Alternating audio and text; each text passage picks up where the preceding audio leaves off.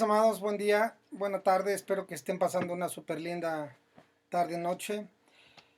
Les continuaré con el estudio de capítulos de Hechos un poco en orden. La vez pasada estudiamos el bautismo del Espíritu Santo, Pentecostés, y abundamos como 3 episodios del capítulo 2. Y terminamos con el bautismo del Espíritu Santo y la primera parte de la iglesia. Hoy me parece que es un tema súper importante o súper interesante porque generalmente en la Biblia cuando leemos a veces de un capítulo o incluso de un versículo a otro, pasaron años o días o semanas o pasaron cosas, de un capítulo a otro nace un bebé, de un capítulo a otro cambia un rey y hay una generación totalmente nueva, en fin, así es la escritura. Es una cronología histórica, no siempre cronológica, pero es una historia donde Dios escoge lo importante que quiere contarnos y que nos va a servir de cada historia. Entonces hay que entender a veces cómo funcionan los tiempos del capítulo 2 al capítulo 3. No sabemos cuánto tiempo ha pasado, pero hoy vamos a estudiar o iniciar a estudiar el capítulo 3. Así como les decía que era similar el ministerio de Jesús al ministerio de la iglesia empieza su ministerio y se vuelve un portento, se vuelve una herramienta, un instrumento en las manos de Dios, gigantescamente poderoso, y cambia la historia del imperio más poderoso de aquel tiempo. Para ellos era un imperio más presente y más poderoso que para nosotros el imperio norteamericano, por ejemplo. Nosotros no tenemos una presencia tan fuerte y tan exigente encima de nosotros como lo tenían ellos. Entonces se podría decir que vivían bajo un régimen mucho más eh, poderoso y más opresor. ¿Cómo es que dentro de este contexto la iglesia crece, se dispersa y sucede lo que ya sabemos que sucedió? El siguiente capítulo de Hechos cuenta algo que aparentemente es una historia muy simple. Para los que lo leyeron, salen Pedro y Juan un día y se dirigen al templo, digamos, al servicio que estaba en ese momento. Llegan a la entrada del templo y encuentran a un hombre que por alguna razón yo siempre me lo imaginé un viejito, pero no creo que fuera un viejito, un anciano.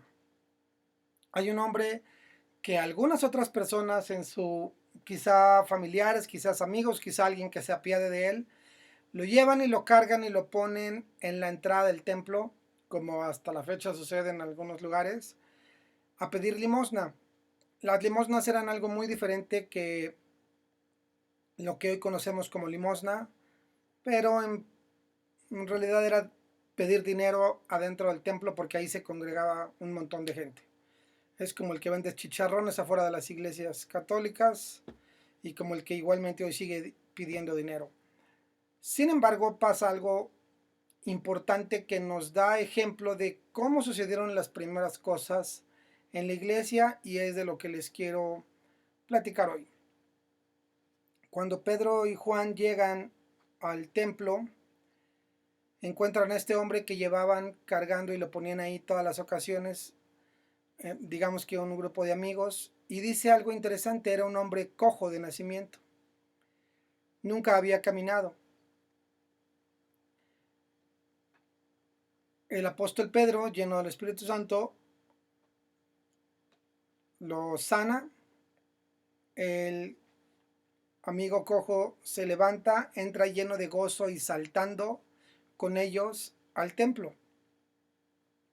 Se avientan juntos todas las alabanzas, las lecturas, los testimonios si hubiera, o todo el servicio de la sinagoga de aquel tiempo. Y el mensaje, si es que había mensaje, que ya un día lo estudiaremos. Y todo ese tiempo la gente se queda maravillada de lo que Pedro hizo. Todos se le quedan viendo, seguramente no pusieron atención a nada y se la pasaron murmurando de lo que Pedro y Juan acababan de hacer con ese cojo que conocían que toda la vida había estado ahí, o por lo menos algún buen tiempo. Les quiero platicar que así inició el ministerio de la iglesia, no con una sanidad y un milagro superpoderoso, solo porque fuera casualidad, sino porque el camino de la iglesia fue anterior a este evento, algo un poco más planeado, un poco más meditado, con más, seguramente con más oración, más estudio, algunas reuniones, que después de Pentecostés dijeron, bueno hermanos, ¿y ahora qué hacemos? Pues ya vimos que la iglesia se ha añadido gente, termina el capítulo 2 y el Espíritu Santo añadía las personas que habían sido salvas. Quizá pasaron 6 meses, 3, un año, no importa, el caso es que había pasado tiempo. Y los apóstoles ahora habían empezado a hacer la vida de la iglesia. Decía que contaban con el favor de todo el pueblo, es decir, con la admiración, con el respeto de todos alrededor. En aquel entonces los cristianos no eran considerados cristianos, ni siquiera se les llamaba cristianos. Los cristianos eran parte, ya se los había explicado me parece, del pueblo judío, y dentro del pueblo judío había un montonal de sectas, los saduceos, los fariseos, los esenios, los eh, fariseos, ya dije, los maestros o doctores de la ley, que eran otro grupo, eh, en fin, había un montonal de sectas.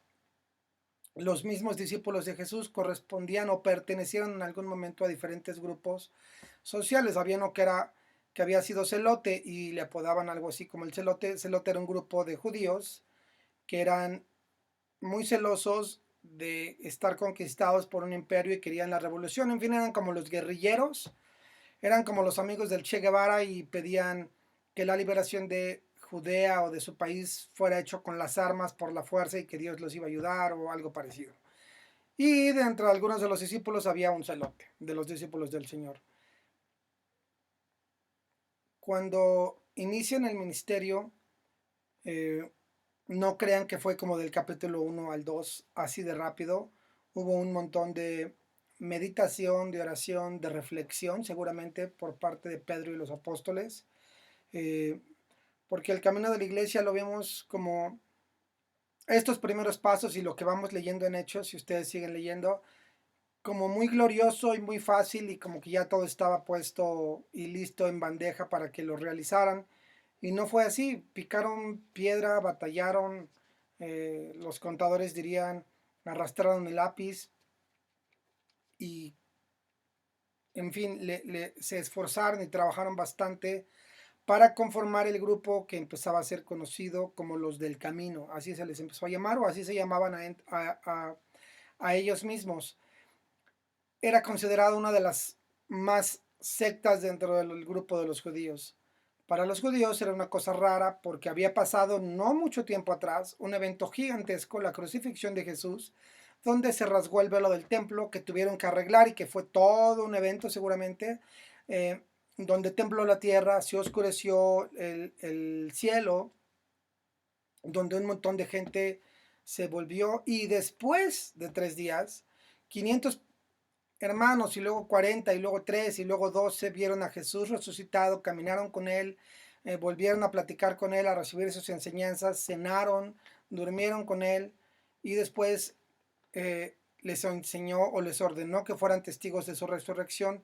Entonces había toda una conmoción dentro de este grupo, era un grupo muy singular, no solo una nueva secta, pero para el mundo exterior, entre los romanos, griegos o quien fuera, eran un grupo más de los judíos y sus ondas raras. Pero hubo mucho trabajo de por medio.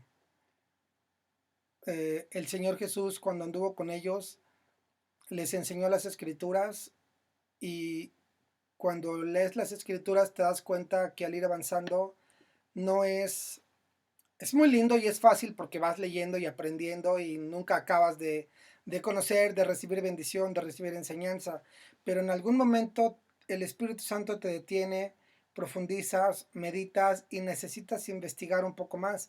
Algunos otros pasajes, algunas referencias que se aparecen, otros eventos que hoy en día se llaman referencias cruzadas, algunos otros pasajes donde Dios habla lo mismo, historias donde Dios hizo lo mismo con alguien más. Y recuerden que ellos no tenían Nuevo Testamento, entonces para ellos resolver toda la doctrina que hoy en día tenemos no era una tarea fácil. La iglesia empezó trabajando durísimo. Ya llevaban 3 años trabajando bastante fuerte con el Señor y lo siguieron haciendo.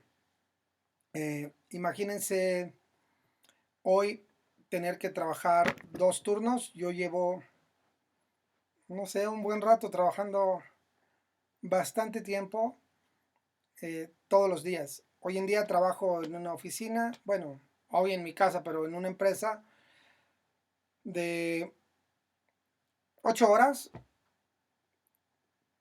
pero de esas 8 horas trabajo otras 3 en algo, otras 3 en algo, otras 2 aquí y en fin, nunca paro y ustedes pueden estar familiarizados con eso porque no soy el único, hay muchos que trabajan más, hay unos que tienen su propio negocio y se avientan 12 horas o 10 o 9 y hay mamás que trabajan 6 horas diarias afuera, 4 horas en su casa y otras 48 con sus hijos y todo eso lo tienen que hacer en un solo día. Es muy pesado. Ahora imagínense el trabajo de la cotidianeidad, más el tener que empezar a edificar una doctrina, un templo, espiritualmente hablando, no un templo físico, un cuerpo místico que se convertirá en la iglesia del Señor que llevará el Evangelio a todos los judíos y a todo el mundo y a todos los cercanos, ajenos, etcétera. Hubo mucha oración de por medio, esfuerzo, horas extras, y ustedes saben que trabajar horas extras puede ser muy pesado. Tuvieron que vencer muchos miedos, miedos propios y miedos ajenos, es decir, miedos internos y miedos a cosas externas que ambas podían ser muy reales. Los miedos internos me refiero a las dudas, a lo desconocido, a nuestros propios traumas y temores personales que ya arrastramos porque a lo mejor a Tomás le daba miedo a la oscuridad, por decir una estupidez, pero todos esos miedos los tuvieron que superar, enfrentar, miedo a la persecución como cosas externas, miedo a los romanos, miedo a los judíos, miedo al gobierno, miedo a los gentiles, miedo a los judíos que eran antagónicos a ellos, y tuvieron que decir, tenemos que formar esta iglesia, no porque sea una iglesia, un local, sino un cuerpo de una serie de personas que creemos lo mismo y que tenemos que testificar lo que vimos y oímos al resto del mundo. Entonces, sí era justificable que tuvieran un montón de miedos. Y como ya les he dicho antes, cuando leemos todas estas cosas en la escritura, en realidad estamos leyendo parte de nosotros mismos, parte de nuestra vida. Cuando ves los miedos de Pedro te das cuenta que eran los miedos tuyos. El Señor dijo, porque no tenemos un sumo sacerdote que hubiera sido ajeno, sino uno que fue tentado conforme a nosotros, igualito. Es decir, el Señor cuando vivió en carne se dio cuenta de que todo como ser humano te da miedo, no tienes la capacidad, te falta fuerza, te falta capacidad, educación, recursos, tiempo, y nos dio ejemplo de que las cosas que nos pide el Señor que las hagamos, las podemos hacer todos. Así que vencieron sus miedos y después tuvo que venir una etapa de vencer la frustración o el rechazo de los demás, porque aquellos que no aceptaron y que no dieron bienvenida al Evangelio, se acuerdan del discurso de Pedro que les contestan, hermanos, ¿qué haremos? Ya la regamos, ya me di cuenta, si me convences, ¿qué hacemos? Bueno, los que no creyeron aún se endurecieron más, porque eso dice la Escritura. Cuando alguien no quiere saber de Dios o escuchar, su corazón se va endureciendo aún más y más y más y se vuelve como de piedra. Y dice Romanos 1 que incluso los que rechazaron y no quisieron dar la gloria a Dios, hablando del principio de la creación, Dios les entregó a una mente perversa. Tanto fue su rechazo y su aversión a las cosas cristianas que no solo su corazón se endureció, sino que el siguiente paso fue enchamucarse y empezar ya a vivir una bola de locuras totalmente ajenas al Señor y se volvieron totalmente enemigos de Dios. Tuvieron que vencer el rechazo de estas personas. Y nosotros, si ponemos atención en el desarrollo de nuestra vida cristiana, hacemos eso un poquito en pequeño, pero al final encontramos rechazo y amenazas y burlas y cosas de la gente de alrededor. Tratamos de vivir en paz con todos los hombres y ser amables con todos y que todos vean que somos buena gente, pero cuando lo hacemos bien, nunca falta el lugar o el tipo de gente o una sola persona que decide hacernos la vida imposible solo porque somos cristianos y porque aborrece lo que hacemos, nuestra manera de hablar, nuestras creencias, nuestra fe, etcétera. Es así que los discípulos vencieron, se esforzaron, trabajaron mucho, siguieron estudiando, trabajaron horas extras, se juntaban a orar, a reunirse, a tener todo en común. Y no era algo que tuvieran que inventar porque el Señor les dio ejemplo mientras vivieron con Él 3 años. El Señor, se acuerdan que se levantaba temprano, a veces aún con oscuridad, se iba a orar, eh, luego se iban a echar unos tacos en algún lado y ya empezaban a trabajar en la que fuera la actividad del día, ir a la sinagoga o ir a ver a la gente, dar un discurso, una predicación, dar un mensaje, visitar a alguien en su casa, etcétera, etcétera, etcétera. Jesús les dejó ejemplo. Eh, Cuando la iglesia empezó, tenían esta misión porque el Señor Jesús les dijo que lo que Él hacía, ellos lo tenían que continuar. Fue más allá de un encargo, un mandamiento, y ellos en ese momento lo tuvieron claro. Tenemos que darle continuación al ministerio que el Señor Jesús dejó. Para eso nos dejó, para eso estamos, no para hacer un club social aquí en Jerusalén, sino para ir, predicar el Evangelio y llevar salvación a toda criatura. Entonces lo siguieron haciendo, pero consideran una cosa. El ejemplo del Señor Jesús terminó en él mismo dar su vida por su ministerio, por la obra que estaba predicando. Y los apóstoles lo entendieron, lo tomaron de manera seria y dijeron, sí, tenemos que, tenemos que poder hacer lo mismo.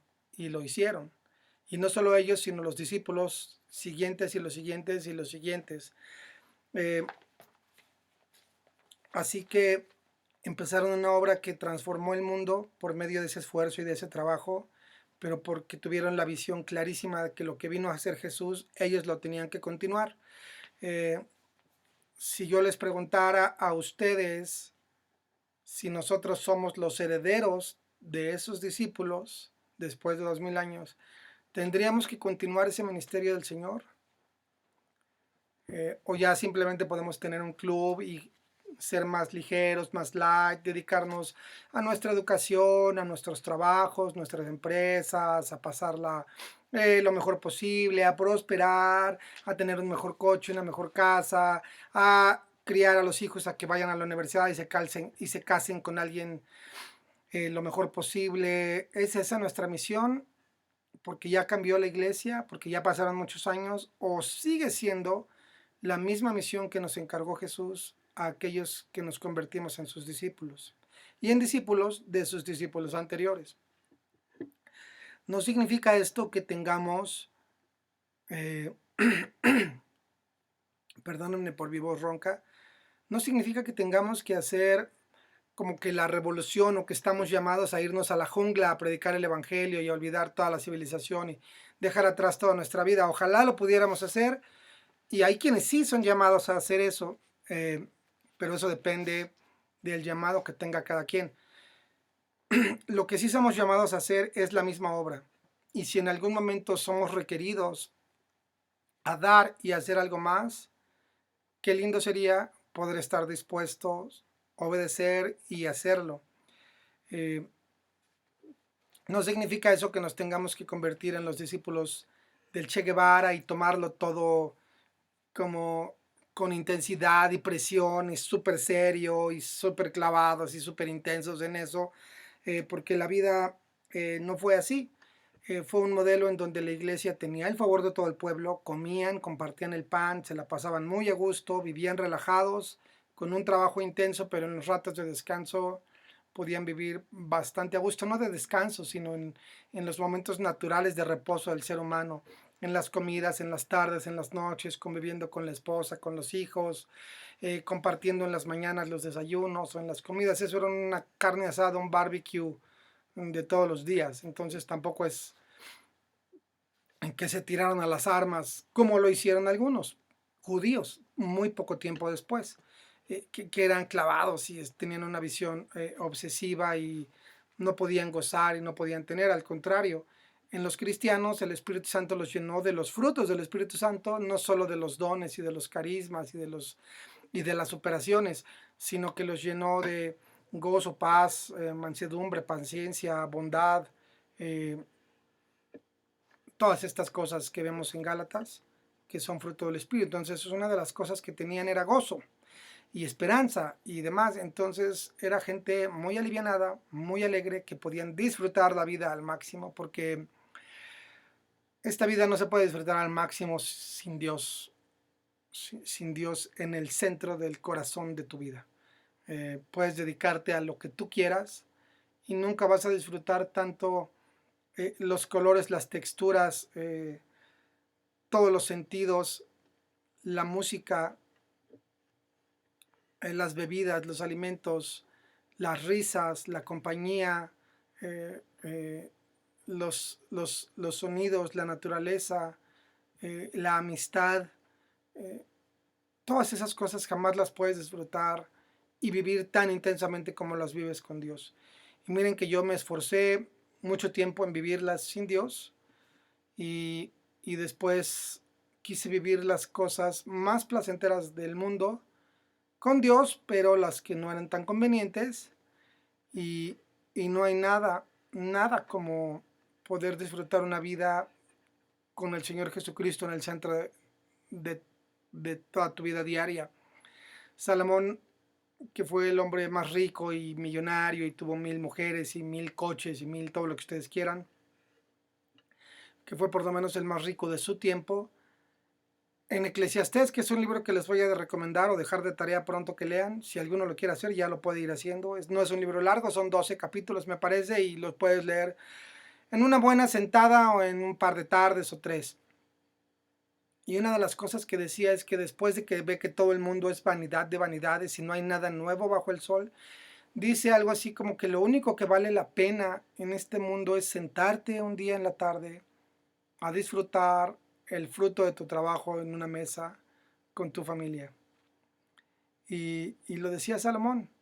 Y cuando ustedes ven las vidas de algunos narcos y gente que fue poderosísima, los momentos que más disfrutaban eran lo mismo. Estar sentados a la mesa y disfrutando a su familia, a pesar de todas las maldades, todas las locuras que había. Pero puede haber 80,000 placeres y desviaciones de este mundo y nada te llena el alma como eso, porque hay pocas cosas en este mundo que de verdad valen la pena y Salomón lo descubrió. Entonces los judíos cristianos podían vivir bastante relajados y, y vivían una lucha espiritualmente súper intensa, pero en el exterior tenían sus buenos ratos, así como el Señor lo hizo. No sé si ustedes recuerden que en las últimas o en los últimos días antes de que el Señor Jesús fuera o se dirigiera a Jerusalén a ser crucificado y todo eso, cuando llegó y prepararon la Pascua y todas esas cosas, les dijo, de cierto os digo que no voy a beber más el fruto de la vida, es decir, el vino, eh, hasta el día que lo beba de nuevo con vosotros en el reino de mi Padre. Es decir, que el Señor de verdad disfrutaba una buena cena, que comían cordero y panes y esas cosas judías, que seguramente estaban ricas. A mí siempre se me antoja esa comida judía. Eh, Seguramente era riquísima la convivencia y estar juntos y reír y orar juntos y todo lo que pudieran hacer juntos era maravilloso, al extremo, así como lo es cuando nosotros nos juntamos. Valórenlo bastante y aprecienlo. El Señor Jesús les dice en Mateo, agrega, en el pasaje de Lucas les dice esto y en Mateo agrega una cosa que no sale en otros evangelios, les dice, ¿cuánto he deseado comer con vosotros esta Pascua? La Pascua consistía en panes sin levadura, en una barbacoa de cordero y vino. Y cualquier otra cena, más cosas que podían cenar. Entonces era una súper buena comida. Y les dice, ¿cuánto he deseado comer? Porque esta va a ser mi última comida en la tierra con mis hermanos, mis amigos amados. Y eso es algo muy lindo. Y en Mateo, otra vez, dice algo hermoso que quiero que ustedes recuerden siempre. Hace tiempo lo platicaba con unos pastores que no ubicaban ese pasaje. Nunca habían visto en un pasaje que el Señor Jesús estuviera cantando. Y en Mateo, me parece que en el capítulo 27 o por ahí, 26, 27 o 28, eh, antes en esta que le llaman la última cena, dice que les dijo esto, cuánto deseado, y prepararon la cena y les dijo, ya nunca la voy a volver a comer hasta que venga en el reino de mi padre y otra vez nos gentemos, hagamos una super carne asada, pero ahora sí con toda la banda completa. Y al final dice, y cuando hubieron cantado el himno, salieron al monte de los olivos. Y es muy lindo porque es revelador encontrar de repente, wow, Jesús cantando, Jesús echándose unas rolas con sus discípulos acabando de cenar.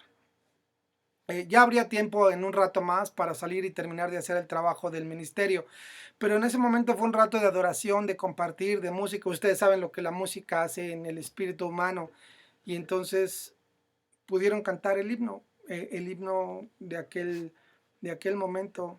Shema Israel, Adonai Eloheinu, Adonai Echad. No sé, es una canción judía, pero no sé si ese es el himno. Eh, pero esa es una canción judía del llamamiento de Israel, es muy famosa y tiene como 300 siglos de existir, y a mí me fascina esa canción.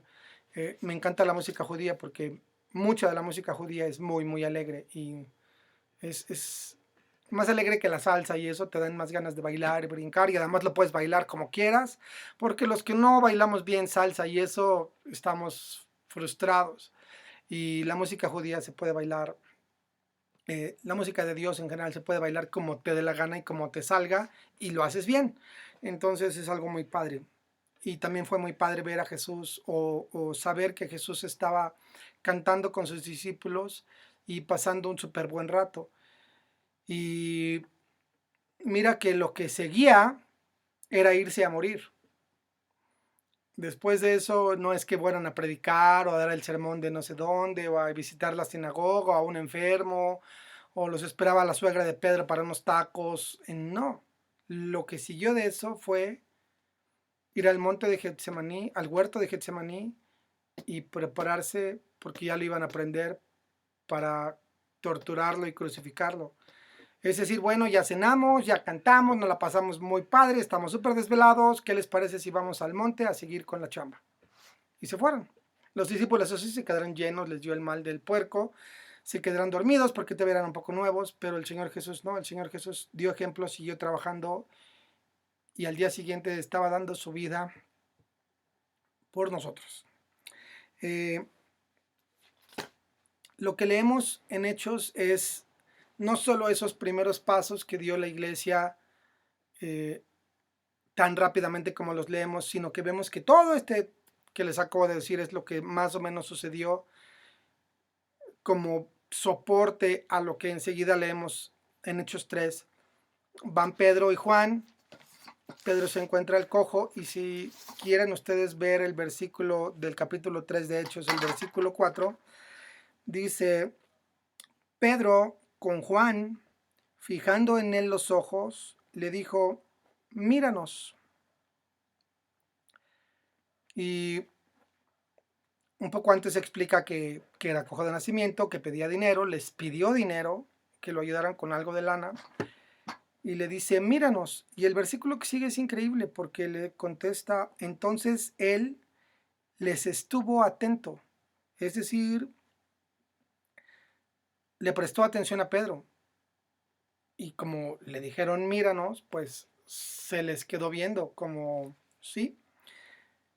Ahorita les voy a explicar lo que yo creo que sucedió en estos momentos y que no podemos ver, porque les voy a empezar a enseñar la siguiente lección. Eh, entonces él les estuvo atento, esperando recibir de ellos algo.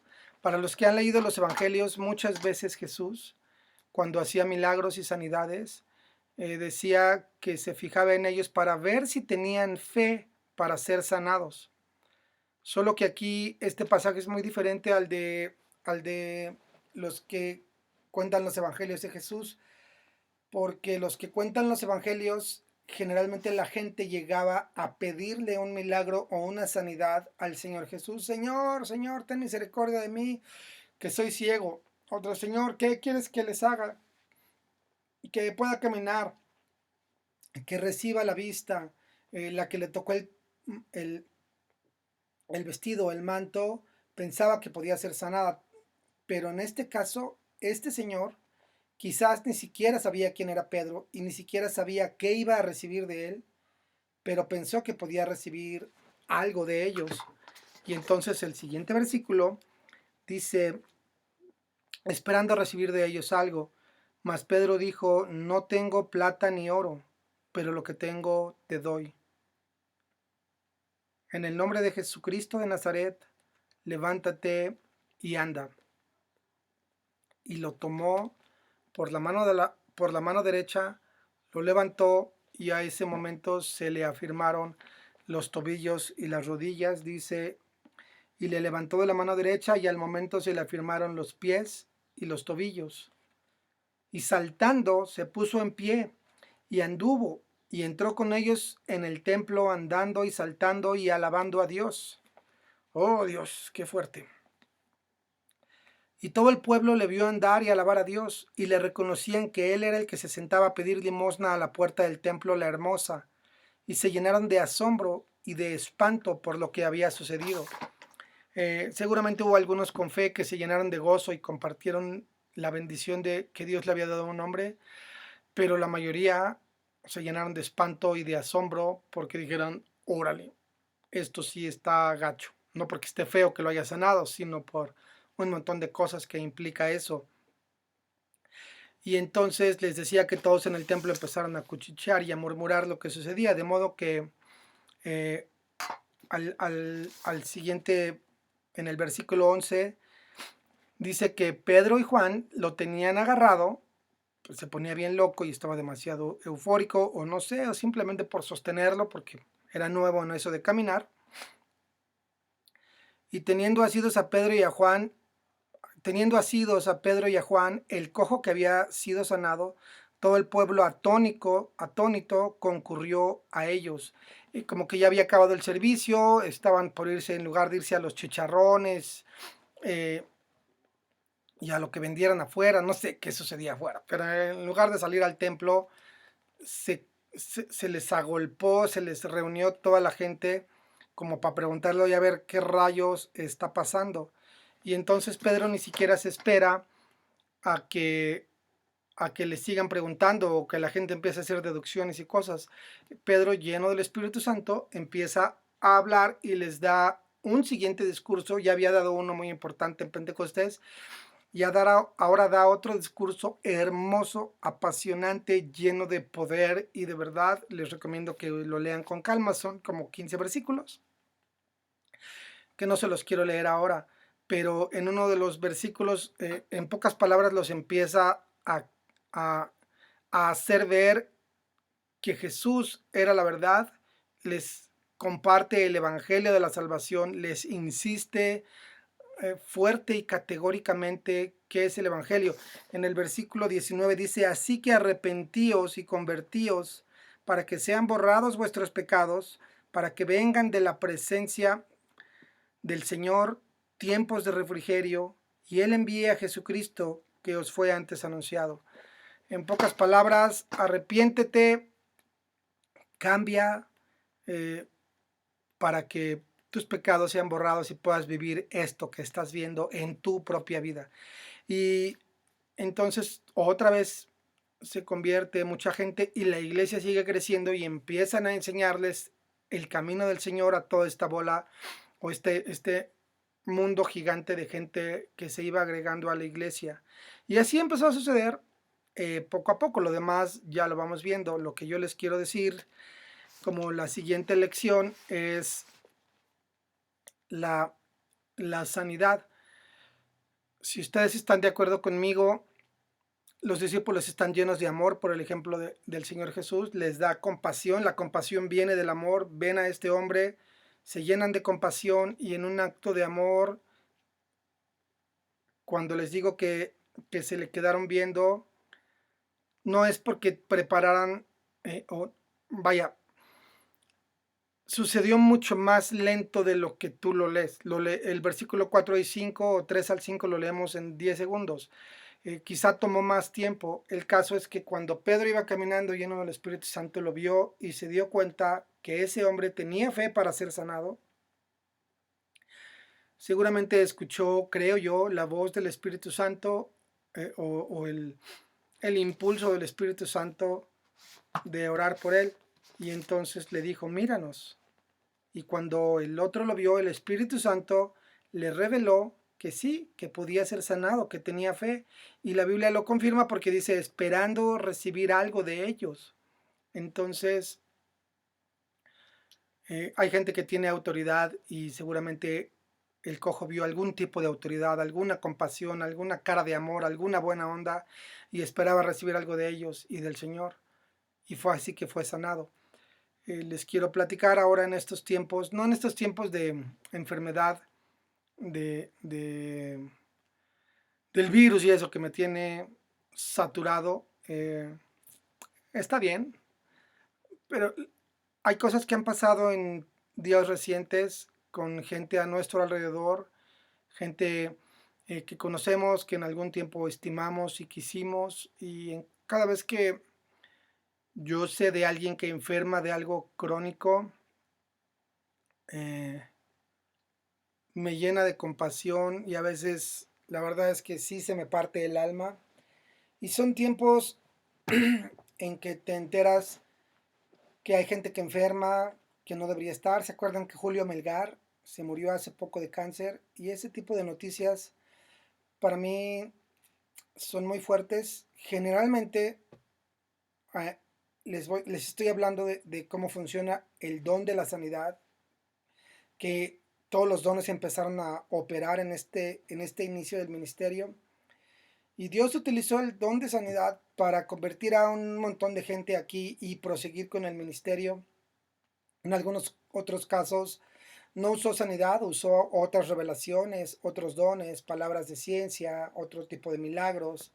En otros simplemente el amor y la comunión de ver a los hermanos estos que se amaban fue suficiente, como debería serlo hoy. Pero mucha gente tiene muchas dudas en el tema de la sanidad y como introducción, porque es un tema que vamos a seguir estudiando más a fondo, te quiero decir que no todos tienen ese don. No es que tú sepas cuándo lo tienes y cuándo no, lo vas descubriendo poco a poco. Eh, pero el hecho es que todos tenemos el poder y la autoridad en el nombre de Jesús de operar un milagro de sanidad en alguien. Que tengamos el don o no es una cosa aparte, pero tenemos esa facultad. Cuando la buscas y la procuras, bueno, Dios te empieza a llenar de más y más y más dones. Cuando hablas lenguas, te pones en tu cuarto y oras lo poquito que te sale o lo mucho y lo vas madurando, lo vas haciendo crecer, te dejas guiar más por el Espíritu Santo, lees un poco más y sigues esforzándote y eso va abundando. Pablo les decía, doy gracias a Dios que hablo más lenguas que todos vosotros. Así funciona. Cuando la Biblia dice que a Dios repartió una medida de fe a todos nosotros, también en otros pasajes dice que la fe puede crecer. Dice, y la fe viene por el oír y el oír por la palabra de Dios. Los discípulos le dijeron al Señor, Señor, aumentanos la fe. Y cuando no pudieron sanar un endemoniado, el Señor les dijo, hombres de poca fe, ¿hasta cuándo estaré con vosotros? Entonces todo depende de la medida de fe que tengamos y esa medida de fe, si bien Dios te da una medida inicial, esa fe tú la puedes ir creciendo igual en tus dones de lenguas, de sanidad, de los que tú vayas encontrando en tu vida, los puedes ir creciendo. Pero hablando de sanidad, te quiero decir que tú puedes hacerlo. En mi muy poca y corta experiencia, lo que te puedo enseñar es que empieces con lo que sí puedes, con algo pequeño, poquito, suena ridículo y el diablo te llena de engaños y de, "Ah, pues eso cualquiera, qué chafa, eso no tiene ningún milagro, no hay poder, el Espíritu Santo ni ahí jugó ningún papel, etcétera". Pero a lo mejor empiezas con un dolor de músculos, con un pequeño accidente, con una torcedura, con un dolor de cabeza, con una cortada, y vas subiendo. Las leyes de la sanidad y de la fe y del poder del Espíritu Santo son una cosa muy humana y vas a encontrar cosas similares en otras em, religiones o creencias o cosas. Los santeros hacen cosas que se parecen, creo que hasta hablan lenguas, quién sabe cómo y de cuáles y etcétera. Eh, pero los gnósticos, no agnósticos, los gnósticos, que son desde la época de Jesús o después de la época de Jesús, siguen practicando como el control mental y que todo está en la mente y que tú puedes y que si confiesas y hablas. A partir de entonces muchas creencias, muchas fees, muchas religiones le copiaron todos los modelos a la iglesia cristiana y a partir de ello Satanás tergiversó, adulteró, modificó, desprestigió muchas de las prácticas que se hacían en la iglesia cristiana. El Corán, por ejemplo, se escribió 400 o 500 años después del Nuevo Testamento, bueno, del año cero, y es una copia de la Biblia. Incluso tiene muchos pasajes adaptados de la Biblia y todos los personajes de la Biblia están en el Corán, solo que en la versión maometana o islam. Y así como es un montonal de religiones, los gnósticos nacieron tiempo después, los judíos hicieron algunas sectas medio cristianas, medio judías tiempo después.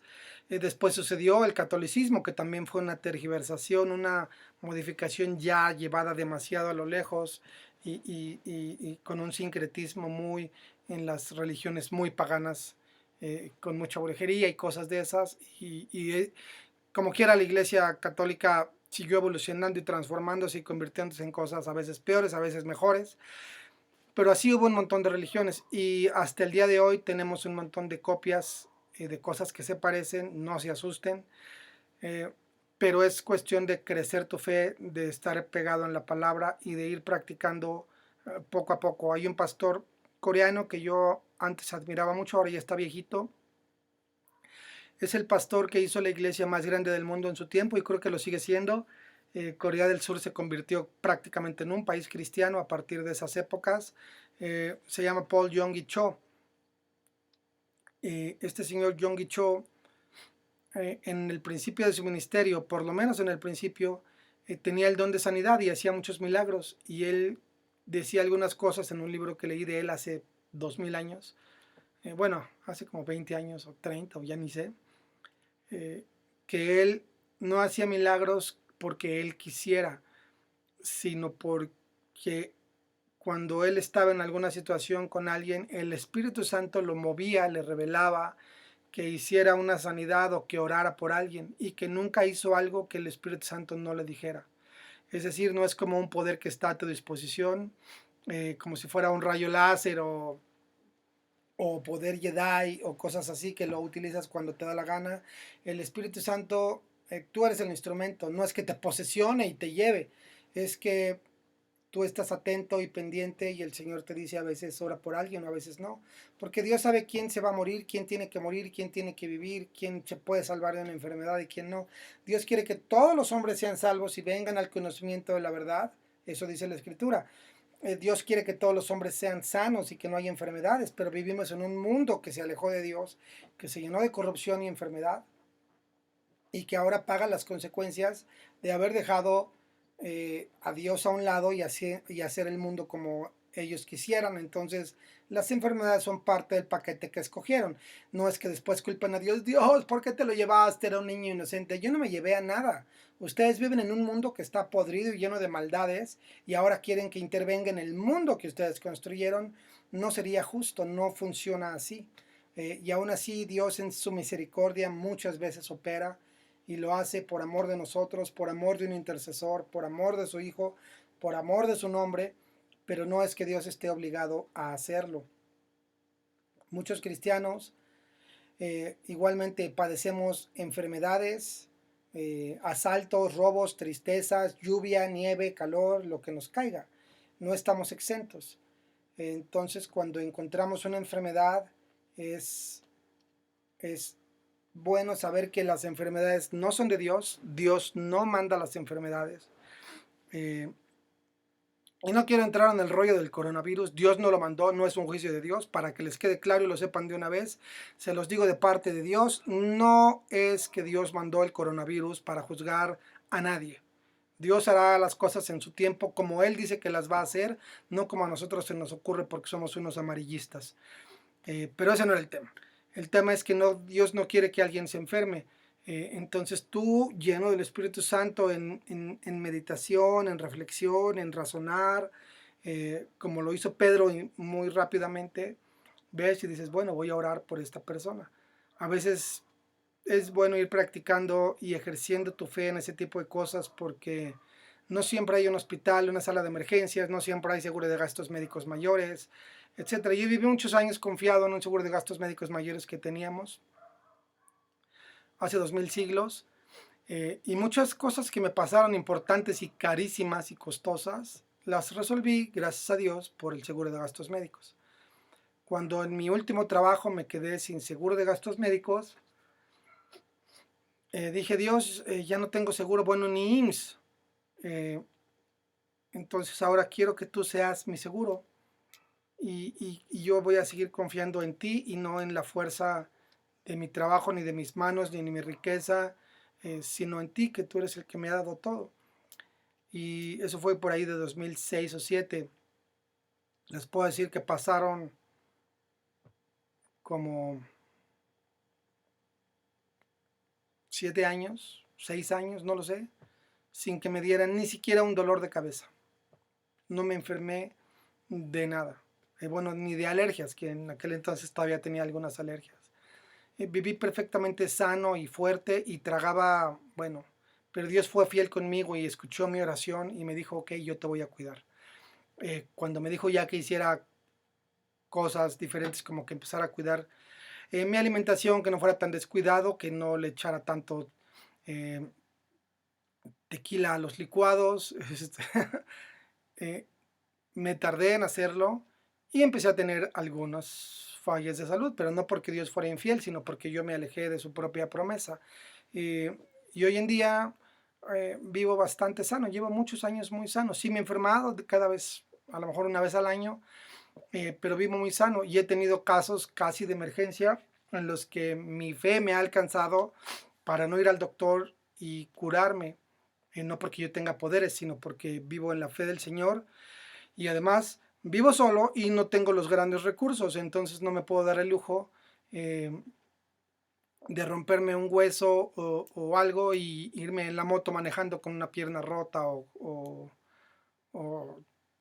etcétera, con algún accidente. Entonces, Dios ha sido fiel y me ha sanado.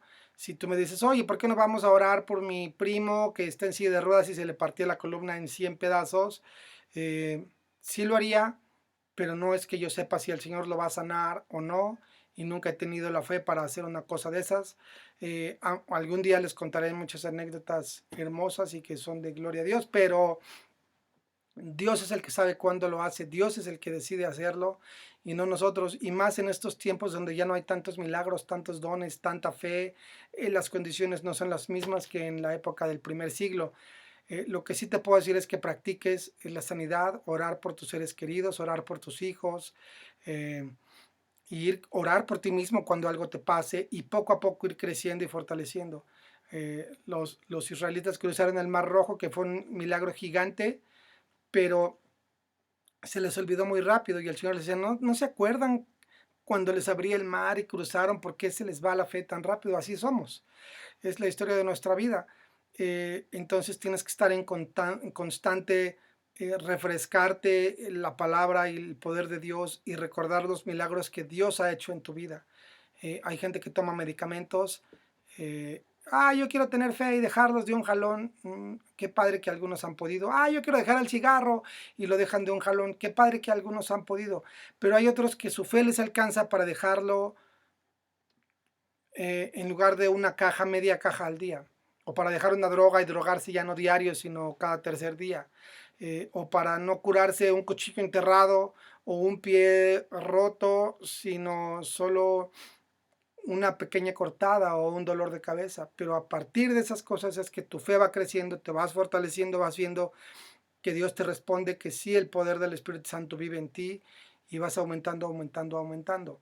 Y eso te va a acompañar a ti, a la iglesia, a que seas el testimonio no solo con tu vida, con tu amor, sino también con algunos de los 800 poderes que Dios tiene para ti. Tenemos más poderes que los X-Men y que los Avengers juntos, y aparte están más chidos. No tenemos que ponernos verdes, etcétera, ni ser estrellas de Hollywood, eh, y estamos más guapos. Entonces puedes estar muy contento con eso. Ese es el principio de la iglesia. Así empezó la obra del ministerio. Seguiremos estudiando cómo fue que Dios siguió llevando a la iglesia de la mano para propagar el evangelio de la salvación a todo el mundo, y vamos a entender que es en realidad la historia de tu vida y de la mía. Tenemos que seguir yendo y propagando con el vecino, con el familiar, con el que esté cercano. A veces tu poder, tu conocimiento, tu fe te alcanza para, oye, mira, no sé mucho, como el ciego de que yo solo sé que Jesús me sanó y está chido, vente y ya tú pruebas. Y lo invitas. Entonces, hoy puedes invitar gente, no aquí, no al, bueno, si quieres al grupo, sí, bienvenido. Si quieres invitar a quien sea a ver los videos, a ver el canal este o el Facebook, pero también invitarlos a que vean tu vida, a que te acompañen en parte de tu vida y vean cómo es ahora y que vean lo milagroso y lo poderoso que es Dios en tu vida, que yo sí lo veo, entonces ellos también lo van a ver. Sus vidas están llenas de poder y de la mano de Dios. Yo estoy seguro porque platico con todos ustedes y así lo veo. A veces nos menospreciamos un poco y no lo vemos tan claro, pero sí, Dios está fuertemente con ustedes. Entonces, nuestra tarea es seguir esforzándonos como ellos lo hicieron en todo lo posible, seguir leyendo, estudiando, seguir constantes en la palabra, en la fe, en tener muchas cosas en común, hacer carnes asadas. Ojalá ya me inviten y se acabe este rollo del virus que les da un poco de miedo. Eh, si a alguien no le da miedo, bienvenido. De hecho, hace poco me eché una carne asada con unos amigos. No les voy a decir quién, pero la pasamos muy bien y no nos dio ningún virus más que el del amor. Eh, pero no se preocupen, yo no los quiero molestar ni presionar. Les respeto y les amo profundamente a aquellos que se quieran guardar y ser precavidos. Está padre, no sobra, al contrario, se unen, se juntan y hacen cosas que hace mucho no hacían en la casa. Aléjense de la televisión, de las noticias, de demasiado cine, de demasiadas redes. Eh, Hagan cosas más creativas, pero aprendamos juntos cómo la iglesia empezó los siguientes pasos y copiémosles, porque Dios tiene cosas grandes para ti también en tu ministerio como persona y como familia cristiana. Te mando un abrazo, espero no haberme tardado tanto esta vez.